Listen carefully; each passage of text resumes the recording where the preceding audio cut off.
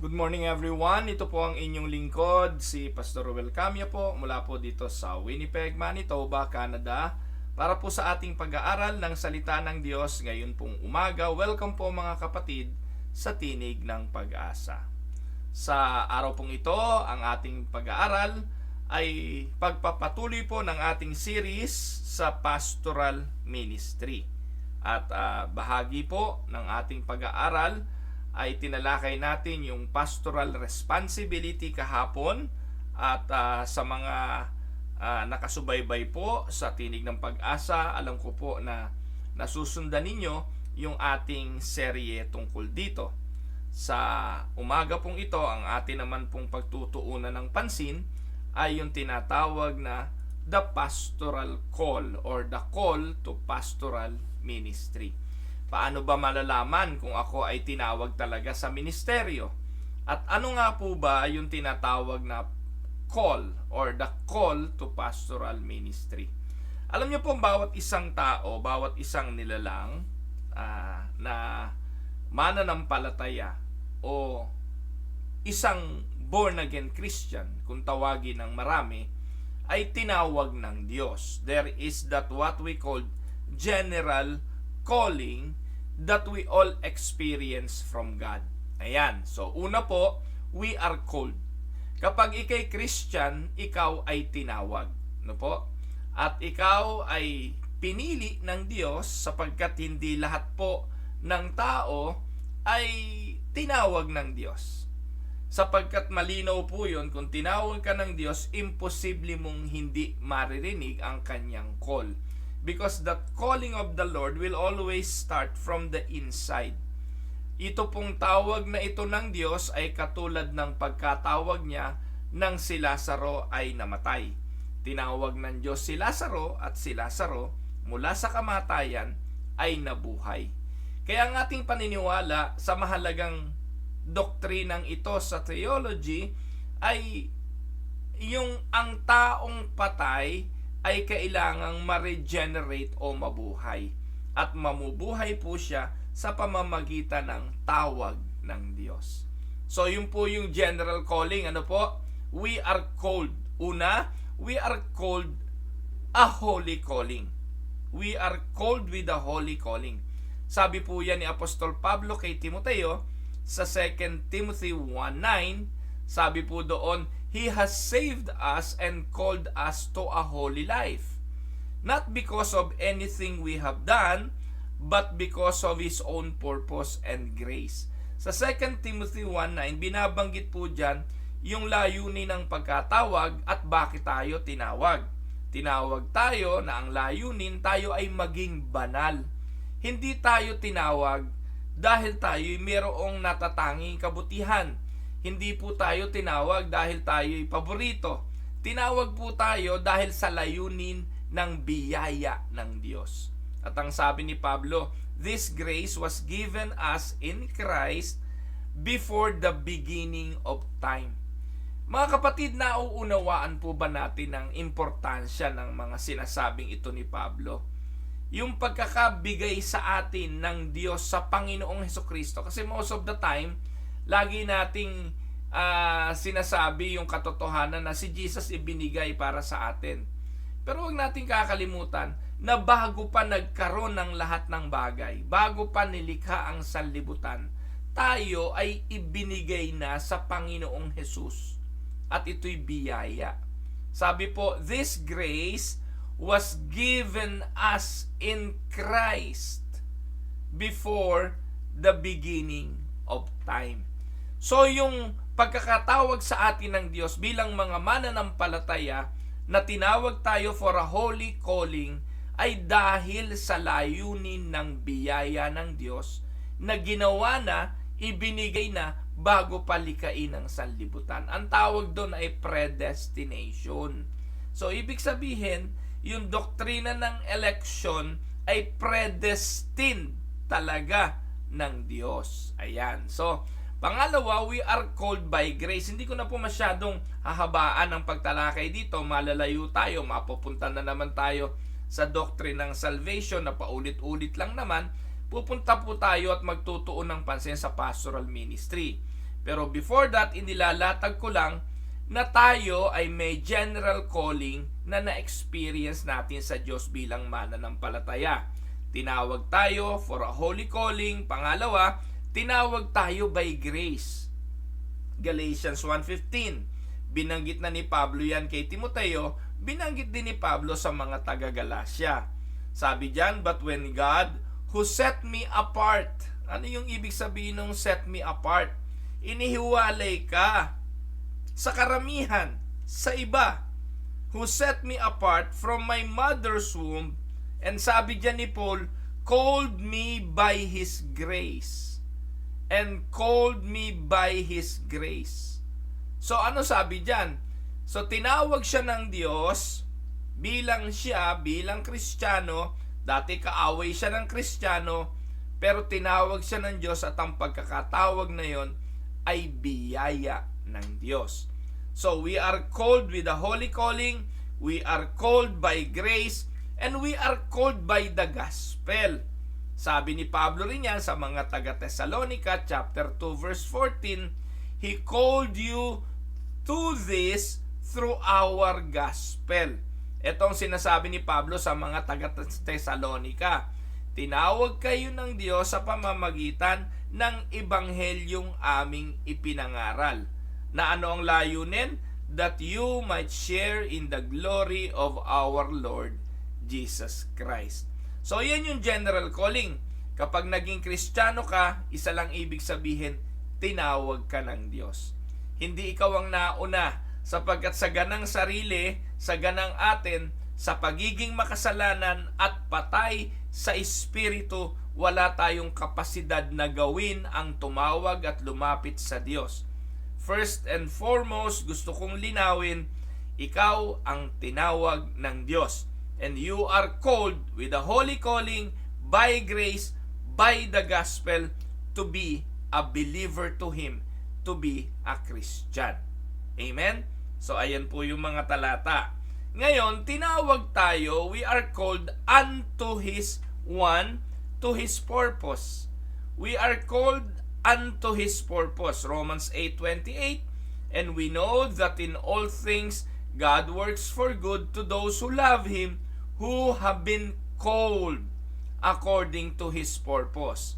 We are called unto His purpose. Second, we are called to liberty.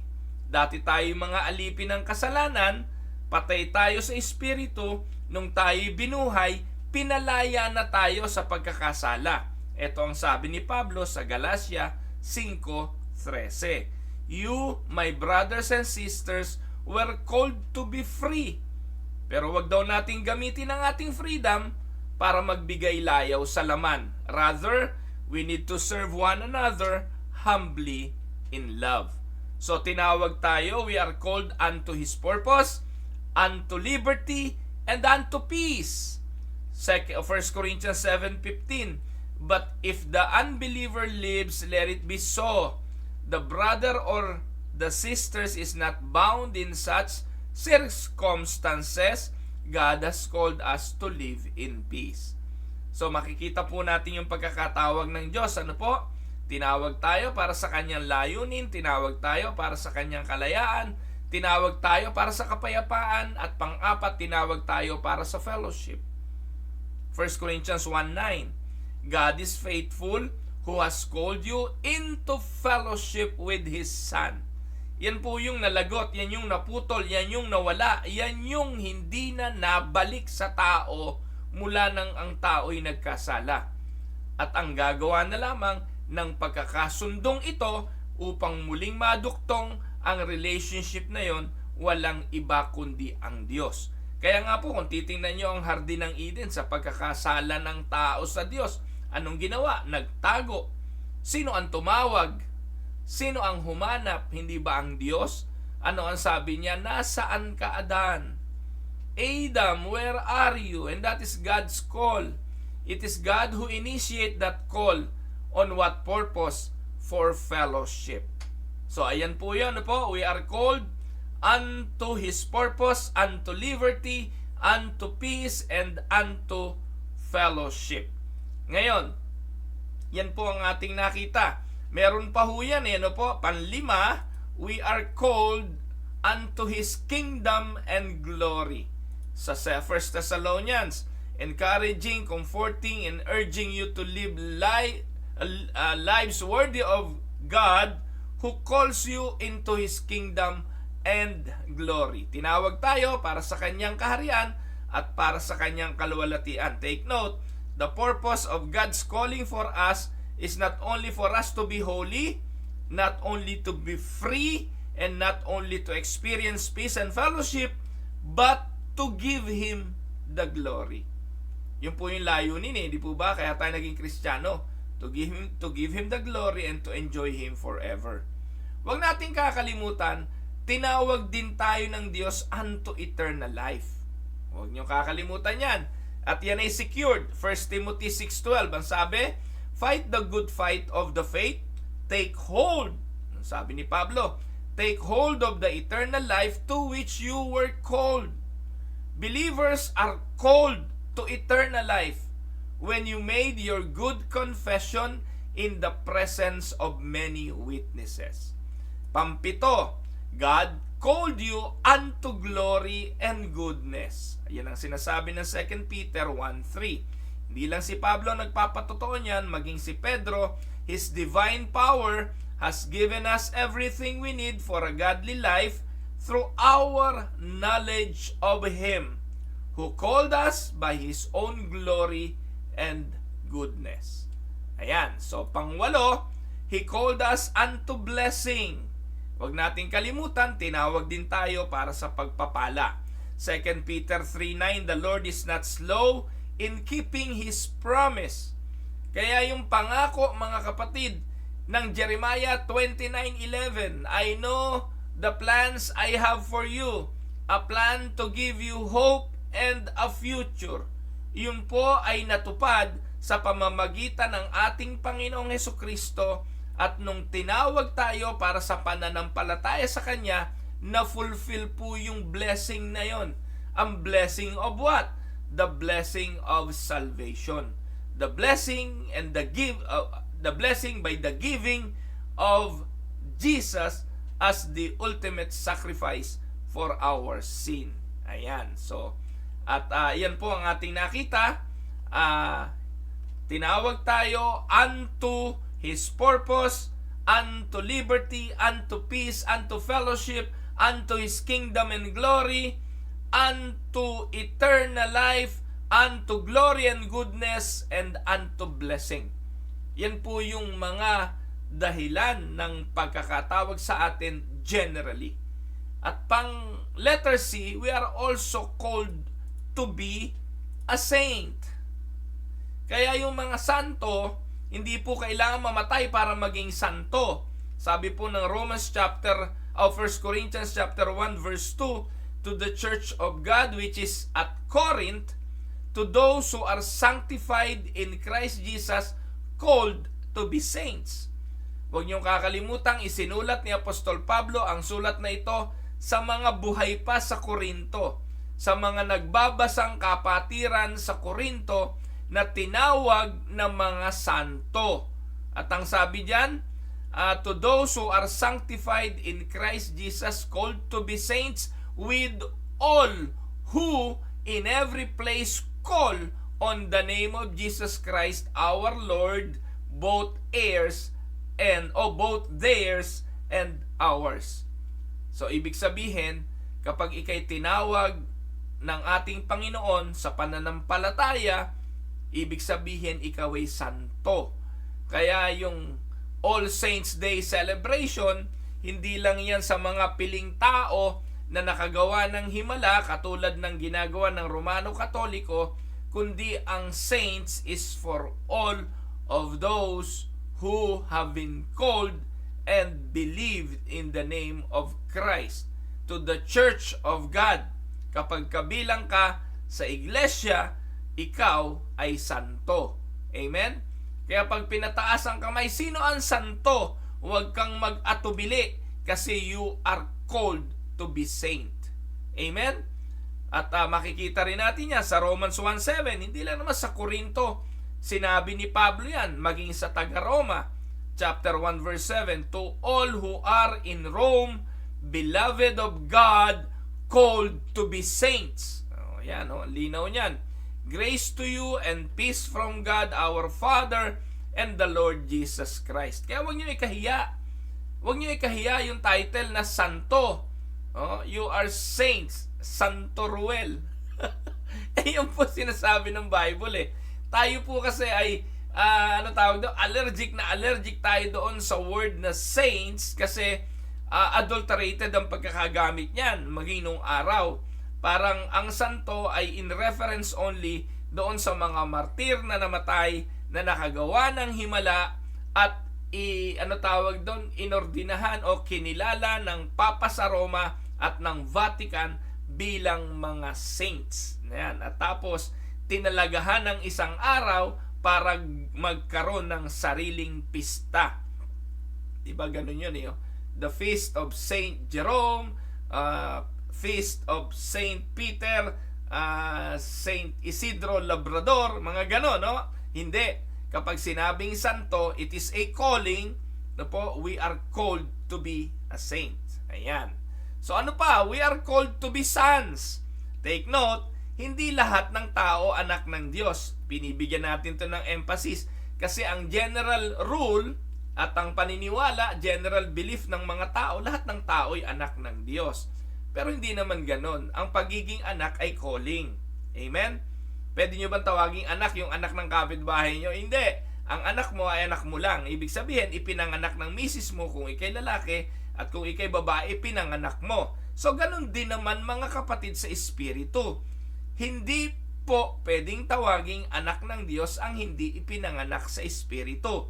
Kaya nga sinasabi ni Jesus kay Nicodemo, unless a man be born again, he cannot see the kingdom of God.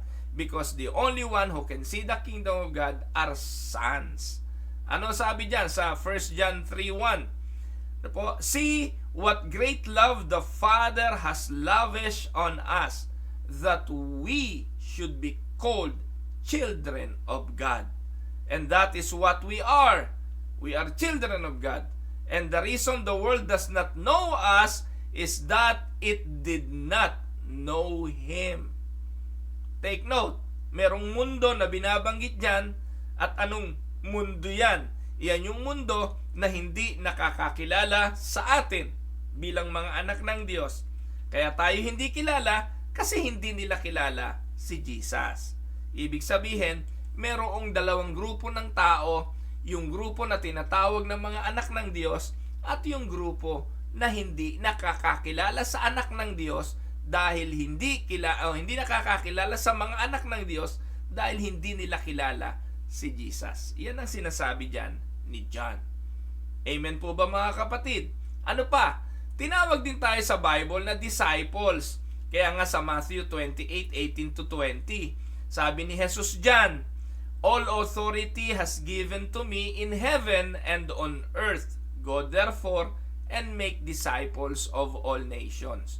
So yung mga nanampalataya na bautismuhan sa pangalan ng Ama, ng Anak at ng Espiritu Santo na tinuruang sumunod sa lahat ng ipinag-uutos ng Panginoon, na pinangakuan ng Panginoon na He will be with them until the end of the age, ang tawag sa kanila disciples. Kaya tayo, hindi lang tayo tinatawag na santo, hindi lang tayo tinatawag na children of God or sons, tinatawag din tayo bilang mga disciples. So in essence, iyon at iyan ang tinatawag na general call. The general calling that we all experience from God if you are a Christian. Malinaw mga kapatid? Ngayon, sa general calling na yan, na bawat isang Kristiyano ay tinawag, merong mga tinawag specifically. There is a specific call to a specific ministry or a specific area of service. Sa dinami ng mga tinawag para maging Kristiyano, hindi lahat ng mga Kristiyano naging pastor. Naniniwala po ba kayo doon? Hindi naman lahat pastor. Hindi naman lahat ebanghelista. Hindi naman lahat ay apostol. Hindi naman lahat ay guro. Hindi po ba? Kaya nga merong tinatawag na specific calling. At ano ito? Una, this specific call is based on specific needs. Una, tingnan natin yung the condition of the people. Sabi ng Ephesians 2:1 and 3, and you he made alive, who were dead in trespasses and sins, in which you once walked according to the course of this world, according to the prince of the power of the air, the spirit who now works in the sons of disobedience, among whom also we all once conducted ourselves in the lust of our flesh, fulfilling the desires of the flesh and of the mind, and were by nature children of wrath, just as the others. So this call, the calling, is based on the specific needs of people. Merong kondisyon ng mga taong kailangan tugunan ng calling na ito. Ang mga tao ay patay sa kanilang mga kasalanan, kailangan silang buhayin ng Espiritu at tawagin sa pamamagitan ng Ebanghelyo. So we are being called for these specific needs. Second, let us look at the extent. By the way, dagdag pa natin ito sa Matthew 9:36. Anong sabi? But when he saw the multitudes, he was moved with compassion for them, because they were weary and scattered like sheep having no shepherd. Nang nakita ng Panginoong Hesukristo ang kalagayan ng mga tao, katulad ng binabanggit sa Efeso 2:1 hanggang 3, ang Panginoon ay He was moved with compassion. Sapagkat nakita niya ang mga tao parang mga nagkalat na tupa na walang pastol. At dahil dito, sabi niya? Tumawag siya ng magpapastol sa mga ito. At makikita natin yan. Let us look at the extent of the field. Sabi po sa Luke 4:42 hanggang 44. Now when it was day, he departed and went into a deserted place, and the crowd sought him and came to him and tried to keep him from leaving them. But he said to them, I must preach the kingdom of God to the other cities, because for this purpose I have been sent. And he was preaching in the synagogues of Galilee. So nakita niyo po yung pangangailangan talaga ng mangangaral, yung pangangailangan talaga ng preacher. And there is a specific call to a specific ministry or area of service. And this call is based on specific needs and the extent of the field. Malaki ang pangangailangan. Sinabi nga ng Panginoong Hesukristo, ang susunod, yung harvest ay ready na.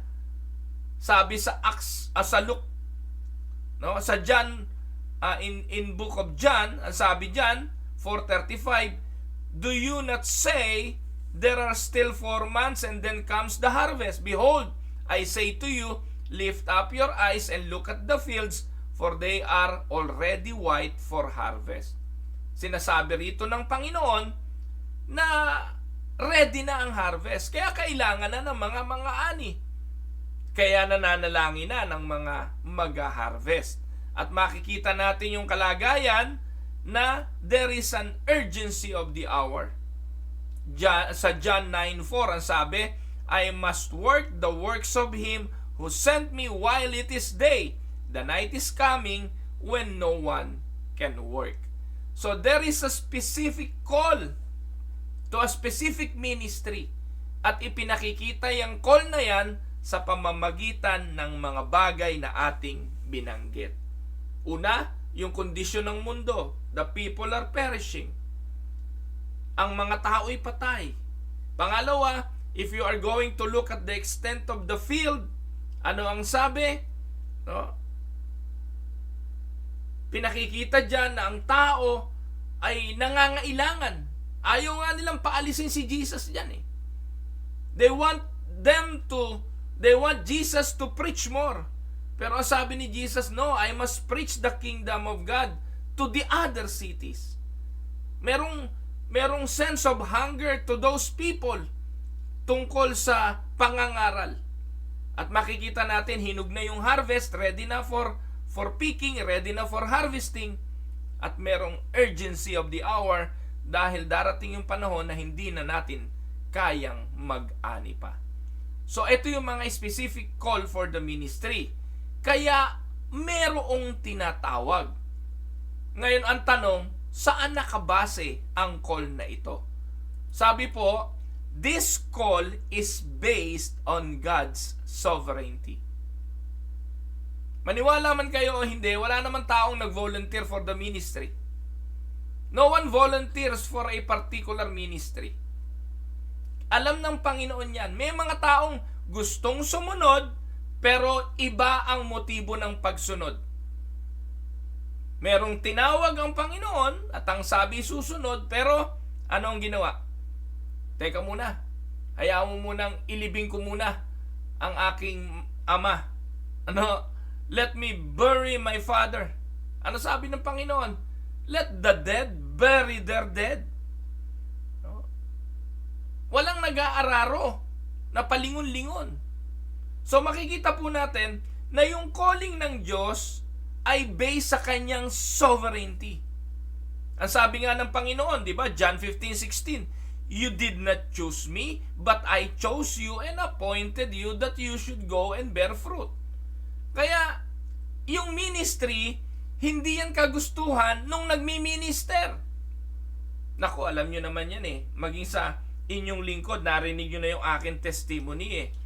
No, bagamat I have the desire to preach, pero ayoko pong magpastor. In fact, tinakasan ko nga yung pagpapastor eh. Po. You did not volunteer. If you are a pastor at nag-volunteer ka, may malaking question doon. Po. Most of the time, maging sa Bible, yung mga tinawag ng Diyos para sa ministeryo, mga nag-aayawan. Si Gideon, si Moses, no? Lahat po ng mga tinatawag, umaayaw. Si Jonah, yung mga alagad. So makikita po natin mga kapatid na yung calling ng Diyos for a ministry is based on His sovereign will.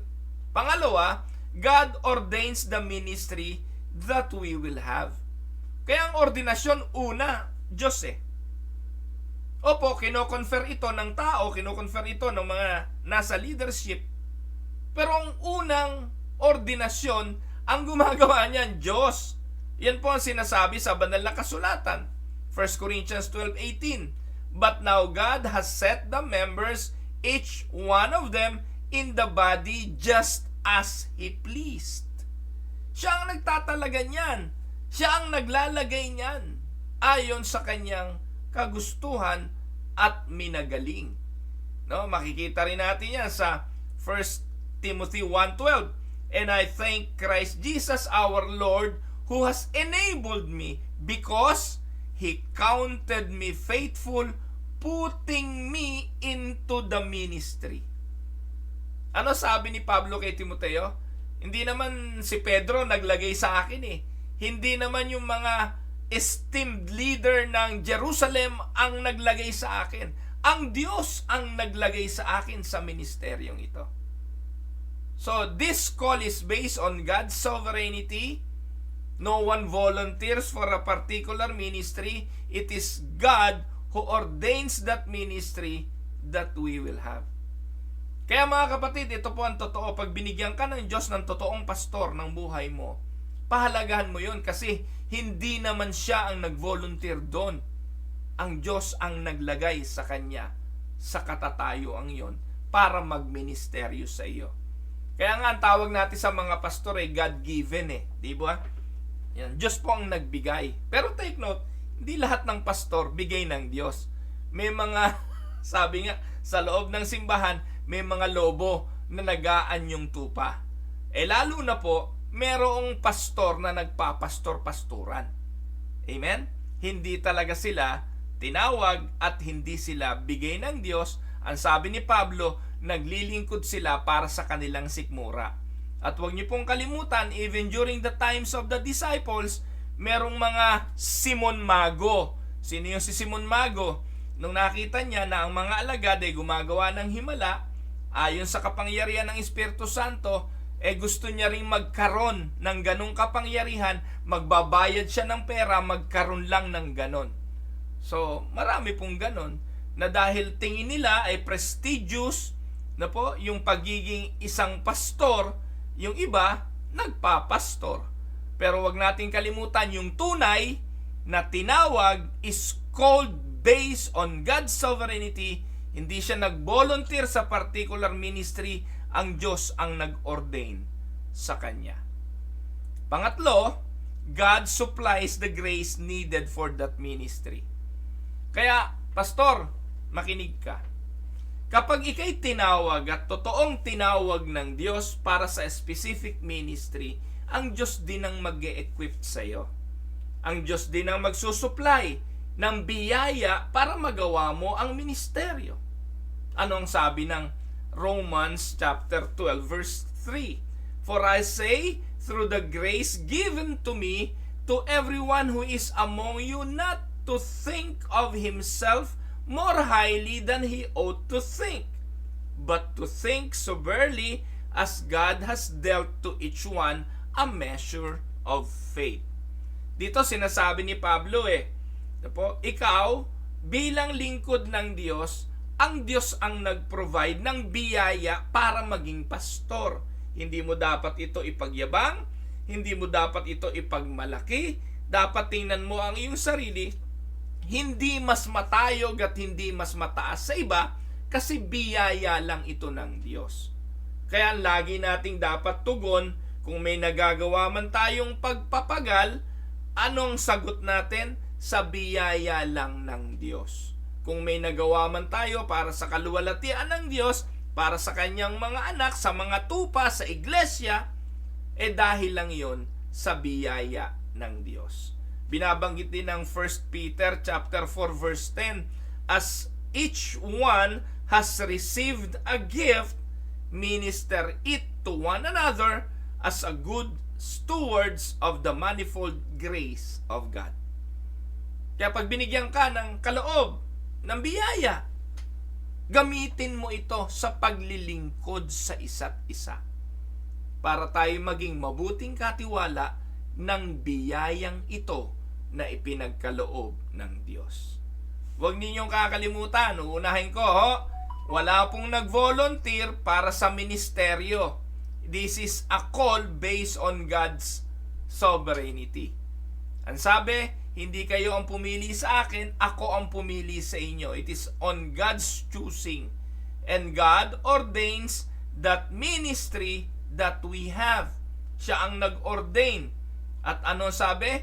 Pagkatapos na ordinahan, Diyos ang magsusupply ng pangangailangan. At pang-apat, this call is based on God's need for a channel. Tandaan po ninyo, tayo po'y daluyan lamang ng biyaya ng Diyos.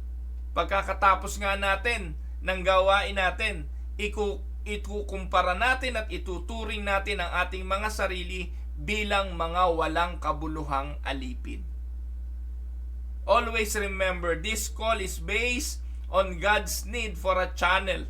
Ano po ang sabi ni Isaiah chapter 6 verse 8? I heard the voice of the Lord saying, whom shall I send? And who will go for us? Then I said, here I am, send me. Nangangailangan ang tawag na ito ng tutugon para maging channel. Tayo po'y channel. Romans chapter 10, 14, 15, how then shall they call on him in whom they have not believed? And how shall they believe in him of whom they have not heard? And how shall they hear without a preacher? And how shall they preach unless they are sent? So makikita nyo yung basis ng pagkatawag, because of a need. Lagi ko sinasabi yan eh. Madali po namang malaman kung ikay tinawag bilang pastor eh. Pag nakita mo yung pangangailangan at sa tingin mo ikaw ang tutugon, tinatawag ka nun. Amen? You are called and you cannot escape that call. Laging ganun. Ano po? So God needs a channel for what purpose? So He needs a channel for intercession. Tayo'y tagapanalangin, intercessor. God needs a channel for healing, miracle working, showing of mercy, giving comfort, or giving and comforting, serving and governing, teaching and evangelizing, guiding and grounding, fathering, shepherding. Those are the reason for the call, the needs for the call. He needs a channel for those areas. At kung titingnan natin mga kapatid, yung iba dyan tumigil na.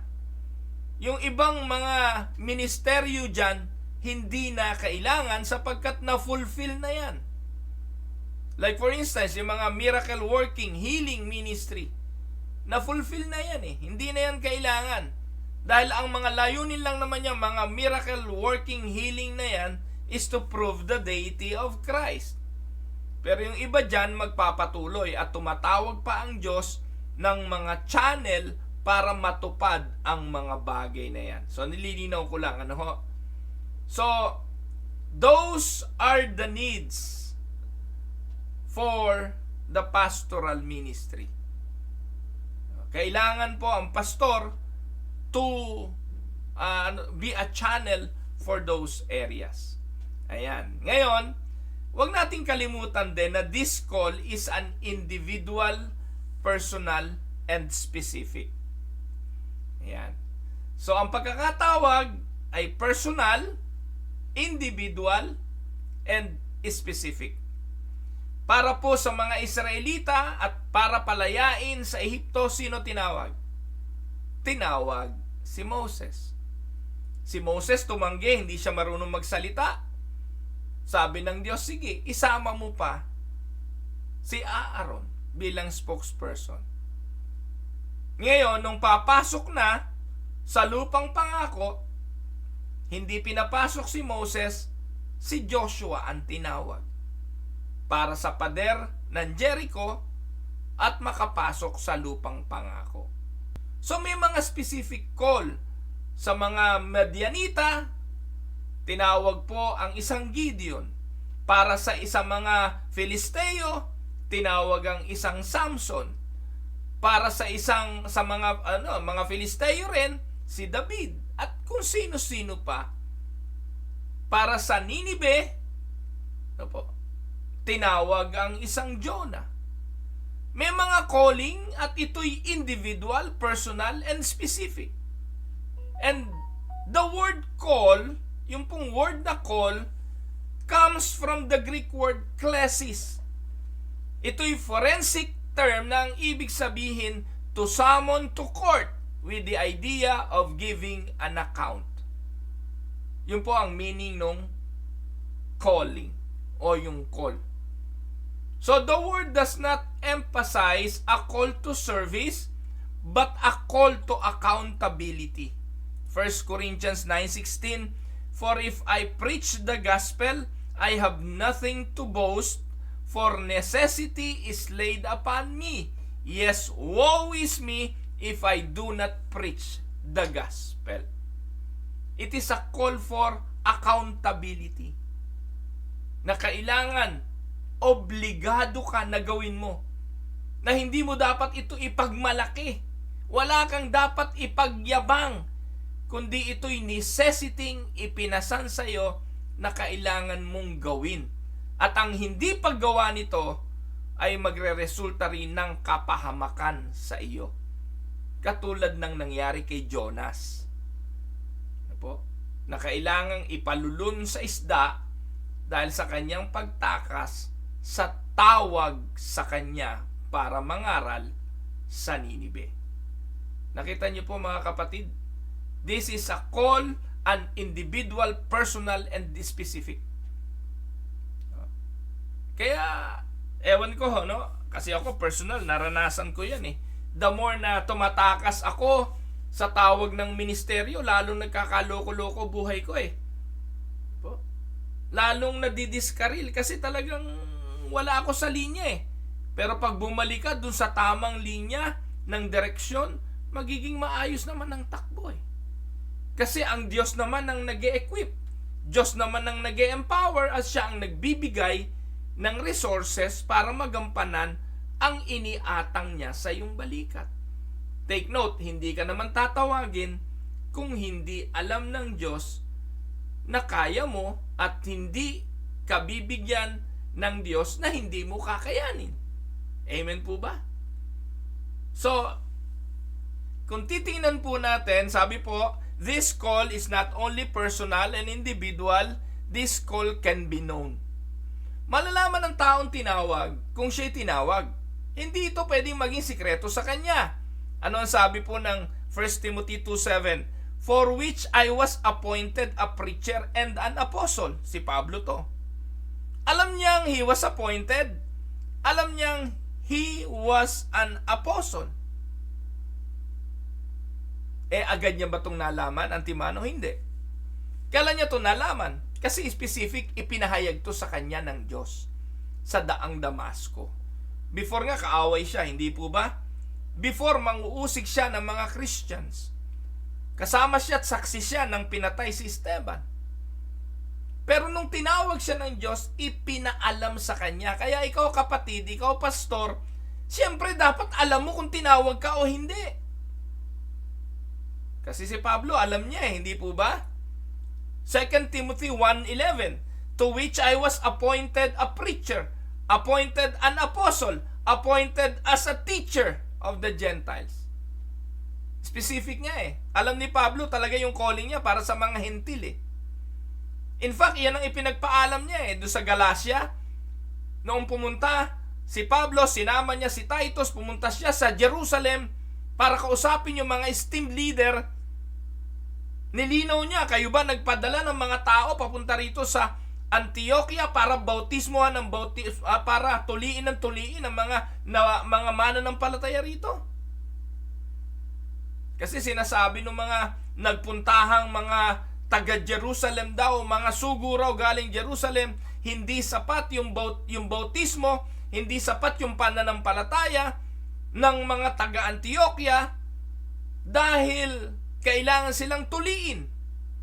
Galit na galit si Pablo, nagpunta siya sa Jerusalem, nilinaw niya, totoo ba na galing sa inyo ang turo na yon? Nilinaw naman na hindi, dahil si Tito kasama niya, hindi nila tinuli. So, ibig sabihin, doon mismo nilinaw ni Pablo, sige, nilinaw ng mga alagad, kami ang bahala sa mga Hudyo, ikaw naman ang bahala sa mga Gentiles. Kaya doon, nilinaw din ng mga esteemed leader ng Jerusalem na si Paul specifically ay magiging guro at magiging tangkong pangaral sa mga hentil. Kaya dyan sa 2 Timothy 1:11, nilinaw yan ni Pablo kay Timoteo na, Timoteo, ako ay inappoint bilang preacher, bilang apostol, at bilang teacher sa mga hentil. Amen mga kapatid? So, anong prinsipyo makikita natin? The principle, the specific call of God can only be discovered and realized as one is cooperating with God to fulfill the general call of God.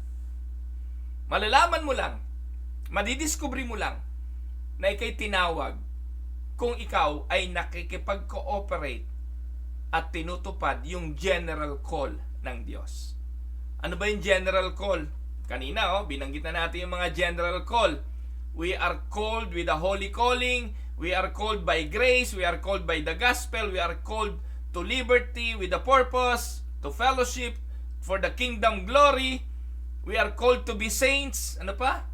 We are called to eternal life. Habang ginagawa natin yung mga general calling na yan, huwag niyong kakalimutan, pwede rin kayong tawagin ng Diyos for a specific call of pastoral ministry. Amen? Now, paano ngayon tumatawag ang Diyos? Ito yung pangatlo nating tutugunan. How God called His pastors. So God uses various ways and means to issue this call. Take note, hindi ko po sinasabi na ang itong mga bagay na ito ay mangyayari pa sa ngayon.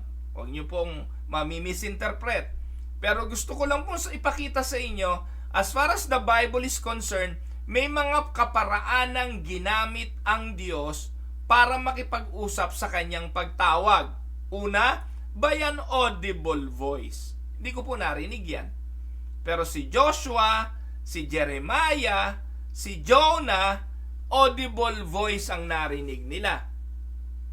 Si Pablo, ano po? So, makikita po natin mga kapatid, itong mga pagtawag na ito, klaro. Po? Audible voice. Meron din naman po na vision. Ayan. So, sa Isaiah, po, makikita po natin yan. Sino pa? Si Paul. Po. So, audible voice.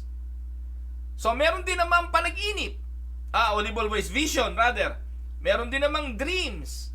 Makikita po natin yan, si Jacob, si Joseph, di ba? Yan yung mga mapanaginipin. Ayan.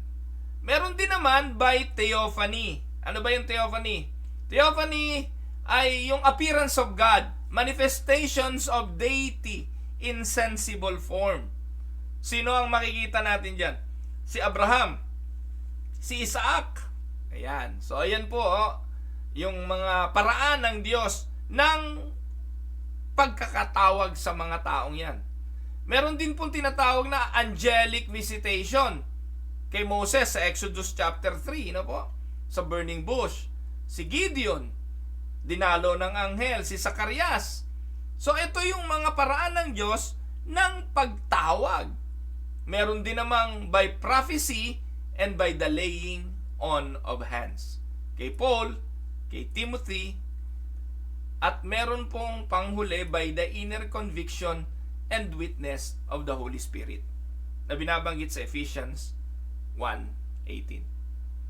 Yan yung iba't ibang paraan ng pagtawag sa Biblia ng lingkod ng Diyos. Ngayon, ang tanong, nangyayari pa ho ba yan sa panahon natin ngayon? Hindi ko po masasagot yan. Pero ikaw, pastor, tanungin mo sarili mo, sa paanong paraan ka tinawag ng Diyos? Hindi po ako dinalaw ng anghel. Wala pong, tawag doon? Vision akong nakita. Wala po akong audible voice na narinig. Hindi po lumitaw sa akin ang Diyos in a manifestation of a deity in a sensible form.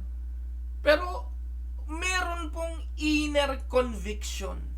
Yung letter G. Diyan po ako tinawag ng Diyos. And sa panahon ngayon, ganun po tumatawag ang Diyos. By the inner conviction and witness of the Holy Spirit. God issues His call through the reading of His Word and meditation of the Word. Tandaan po ninyo, kapag nagbababad ka sa salita ng Diyos, lumalalim ka sa pagkaunawa sa salita ng Diyos, and as you meditate upon it, we are beginning to be conscious, no? At naa-identify tayo sa kanyang salita. Just as the food we eat is being assimilated into our very life, thus our minds and life become saturated and identified with the great purpose of God, and we are shaped and molded in accordance with the Word of God. It is therefore nothing unusual that someone will know himself called to some service and yet not to be able to point to a definite experience or definite scripture passage through which God extend the call to the person. I hope you understand. Kapag lagi ang salita ng Diyos ang naririnig mo, nakasaksak sa isipan mo, makikita mo yung pangangailangan sa harap mo at makikita mo sa pamamagitan ng encouragement ng salita ng Diyos, yung katugunan sa pangangailangan ng tao, ikaw mismo tutugon sa ministeryo. Minsan, wala namang specific na dahilan o specific na circumstances. Minsan nakita mo na lang ang sarili mo na tumutugon sa gawain, iko-confirm na lang ito at iko-confirm ng mga taong nakapaligid sa iyo. Ito po yung pang-apat. It will always be, there will always be a confirmation of our call. Tandaan ninyo, laging may confirmation. At minsan ginagawa mo na yung mga bagay na yon, nandun ka na sa bagay na yon, iko-confirm pa ito sa iyo. Ano sabi? The Holy Spirit will bear witness with our spirit through the peace of God. Po.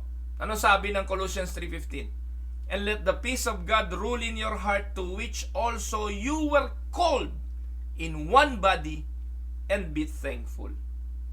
Someone has said, if you can do anything else and have peace of mind, do it.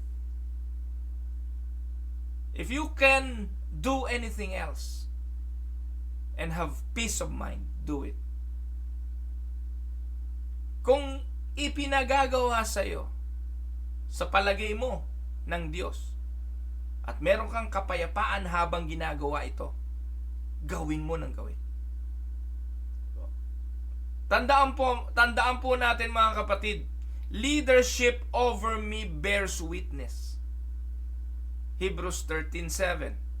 The gifts and graces in my life bear witness, and the people of God bear witness. So iyan yung mga magiging confirmation eh. Yung leadership over me, sila ang magsasabi. Yung mga nasa ibabaw mo. Halimbawa, paano ko malalaman kung ako'y tinatawag sa ministeryo? Yung nangunguna sa iyo, yung pastor mo. Yun mismo magsasabi, kapatid, may gift ka. You are being called by God. Yung gift na meron ka, mga biyaya sa buhay mo, magpapatotoo na tinatawag ka doon. Makikita mo, may gift ka ng preaching. May gift ka ng leading, ng evangelism. Though evangelism is not a gift, it is a Christian basic role, pero you will get to know that you are good on evangelization. Gift yun. Hindi lahat ng tao meron nun eh. And the people of God will bear witness. Yung mga pinangungunahan mo, yung mga taong nakapaligid sa'yo, yung mga kapwa mo Kristiyano, magpapatotoo sila na you have the gift and you are being called. And letter E, the prophetic ministry and the laying on of hands bear witness. Letter F, circumstances or open and closed doors confirm the call. Yung circumstansya, magpapakita na ikaw ay tinatawag. Amen? Sabi po ng unang Korinto 16:9, for a great and effective door has opened to me, ang sabi ni Pablo. At ikaw, kung tinatawag ka, the door will be open to you also. Kaya maging sensitibo. Pag may mga bukas na pintuan, huwag mo nang papayagang magsara uli. Halimbawa, biglang may nag-offer ng scholarship. Oh, meron ng scholarship sa Bible School, libre. Huwag mo nang palampasin. Grab it. At kung ikaw ay nasa career, ikaw ay nasa business world, at tingin mo ay tinatawag ka sa ministeryo, tumugon ka. But not without any training. Take note, not without any training. You have to go to a school and learn and be equipped for the ministry. Amen? Now, how does one get into the pastoral ministry? How does one get into the pastoral ministry? 1. A. From a personal point of view. Sa personal point of view, ano ang gagawin mo? Una, start meeting the needs of the people. Simulan mo sa pagtugon sa pangangailangan ng mga kapatid sa iglesia. Then start laying your life down for others. Sabi nga ng Panginoong Jesucristo, kung gusto mong sumunod sa akin, deny yourself, carry your cross, and follow me. Make yourself ready, be a volunteer for all kinds of tasks. Huwag ka mamimili. No? Nasa simula pa lang namimili ka na. Gusto mo agad ganito, gusto mo agad ganon. So make yourself ready, be a volunteer. Number 4, as you are faithful, God will give you opportunities to touch more. Amen? Tandaan ninyo, hindi lahat ay pinagkatiwalaan. Pag pinagkatiwalaan ka ng maliit, pagyamanin mo upang pagkatiwalaan ka rin sa mga bagay na mas malaki. And that is how to get into the ministry from a personal point of view. Now, pangalawa, from the local church leadership point of view, anong dapat gawin? Una, take advantage mo yung mga training programs offered by the church. Pag may mga training, daluhan mo. Pag merong opportunity to learn, grab mo. Pag may mga seminars, i-grab mo. Huwag mong palalampasin. Kailangan mo ring ma-distinguish sa iyong sarili bilang faithful servant in the house. Ibig sabihin yan, kailangan balanse. sa church, kasipag-sipag mo, sa bahay, ubod mo ng tamad. Hindi pwede yun. Kasi yung leadership nga, nagsisimula sa bahay yan Yung faithfulness, sa loob ng simbahan, dapat the same faithfulness sa loob ng bahay. Amen? So, yan yung sa leadership point of view. Pangatlo, get involved in the small group ministry of the church. Yung small group ay malaking simbahan pagdating ng araw. Kaya, doon ka magsisimula. Pang-apat, share your burden with the leadership team. Kung meron ka ng burden, share mo sa pastor mo, share mo sa council, and then, cooperate with all of the suggestions that are given you. No? Tanggapin mo yung mga suggestion, makipag-cooperate ka, and number 6, seek the confirmation of the leadership team regarding the call and the timing. At pampito, hintayin mo ang pinto ang magbubukas and then enter the ministry. Amen? So, ayan po mga kapatid. Ayan po ang tinatawag na call to pastoral ministry. Sana po nakatulong sa mga nais pumasok sa ministeryo. Sana po nakatulong sa mga pastor na nasa ministeryo para ma-confirm yung kanilang calling sa ministry. At sana po makatulong din sa iglesia paano patuloy na i-encourage ang kanyang pastor at ang mga kabataang lalaking nais ding pumasok sa ministeryo ng pagpapastor. Amen? Ito po ang inyong lingkod, si Pastor Roel Camia, araw po ng Thursday.